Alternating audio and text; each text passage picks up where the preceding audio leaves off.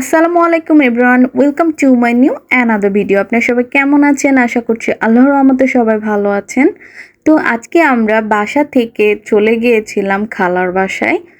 তো এই তো খালার বাসায় দুপুরে খাবারের পালা। দুপুরে খাবারে ছিল মিষ্টি ডাঁটা দিয়ে, ঝিঙা দিয়ে, আলু, তারপরে পাঙ্গাস মাছ। পাঙ্গাস মাছ আমি খাই না, সেজন্য মুরগির মাংসও ছিল। তো আমরা সবাই দুপুরবেলা খেতে বসে গেলাম, আমি, আম্মু আর আমার খালা। তারপরে খাওয়া শেষ করে একটু রেস্ট নিয়ে সন্ধ্যাবেলায় চা খাবো। তো এই তো আম্মু চা বানাচ্ছিল। আমরা আবার চা পাগল মানুষ, চা ছাড়া আমাদের চলেই না। আর এইভাবে চিনি দেওয়ার উদ্দেশ্য হচ্ছে যে কেউ বেশি চিনি খায়, কেউ কম চিনি খায়, আর কেউ সুগার ফ্রি খায়।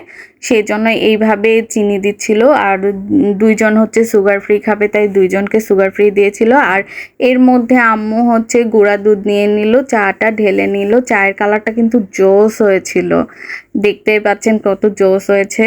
তো এই তো আম্মু এবার সবগুলো চা ঢেলে দিল এক এক করে। আমি কিন্তু মিষ্টি খুবই কম খাই, আর আমার আম্মু, ছোট আন্টি, আমার খালা সবাই কিন্তু একটু মিষ্টি বেশি খায়। আর না, আমার খালা অবশ্য সুগার ফ্রি খায়। তো এই তো আমরা এখন বিস্কিট মুড়ি দিয়ে চা খেতে বসে গেলাম সবাই একসাথে, খুব ভালোই লাগছিল। এরপরে রাইস কুকার বের করা হলো, পোলাও রান্না করবে তাই। ছোট রাইস কুকারে এতগুলো পোলাও আটবে না, তাই বড় রাইস কুকারটা বের করা হলো। রাইস কুকারে পোলাও আসলে অনেক টেস্টি হয়, প্লাস তাড়াতাড়িও হয়, সেজন্য রাইস কুকারে পোলাও রান্না করবে। আমাদের মতো এরকম কে কে রাইস কুকারে পোলাও রান্না করেন অবশ্যই কমেন্টসে জানাবেন, আর সেই পোলাও খেতে কেমন টেস্ট হয় সেইটাও জানাবেন। এরপর পোলাও চালটা মেপে নিল। পোলাও চালটা মেপে এখন ধুয়ে নিবে, ভালোভাবে ধুয়ে নিচ্ছিল, কারণ চালটা ভালোভাবে ধুয়ে নেওয়াটাই ভালো। পোলাও চালটা ভালোভাবে ধুয়ে নেওয়া হয়ে গেল। এরপরে রাইস কুকারের ভেতরে তেল দিয়ে দিল, তারপরে মশলা দিয়ে দিল। মশলা বলতে এলাচ আর গরম মশলা। তারপরে একটু পানি দিয়ে এর মধ্যে লবণ আর চিনি দিয়ে দিল। চিনি দিয়ে কিছুক্ষণ এটা ফুটিয়ে নিতে হবে। ফুটানো বলতে হালকা গরম করে নিতে হবে। তারপরে এর মধ্যে আদা রসুন পেস্ট, তেজপাতা দিয়ে এই পানিটাকে একদম ফুটিয়ে নিতে হবে। ফুটানো হয়ে গেলে সেই অবস্থাতেই চাল দিয়ে দিতে হবে।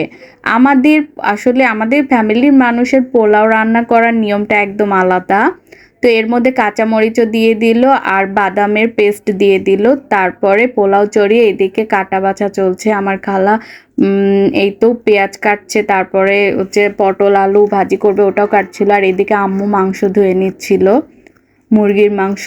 মুরগির মাংস ধোয়া হয়ে গেলে এইদিকে মাংস চড়ানোর জন্য আম্মু পেঁয়াজ ভেজে নিচ্ছিল। তারপরে এর মধ্যে আদা রসুন পেস্ট দিয়ে আর একটু নেড়ে এর মধ্যে পানি দিয়ে দিল।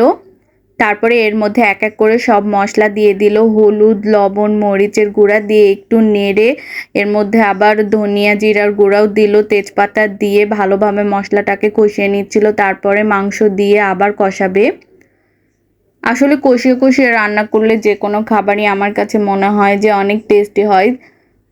তারপরে আম্মু কাঁচামরিচও দিয়ে দিল আবার। আসলে অনেক দিন পর বেড়াতে যেতে ভালোই লাগে, কিন্তু গরমের ভেতরে বিরক্তও লাগে। এই তো মাংস রান্না কমপ্লিট হয়ে গেছে, মানে একটু ঝোল ঝোল করেই রান্না করেছিল।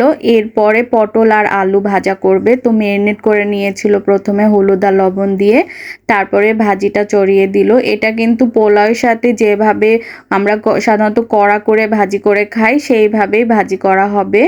তো আম্মু এই জন্য এই যে দেখতে পাচ্ছেন একদম কড়া করে ভেজেছিল। আল্লাহ হাফেজ।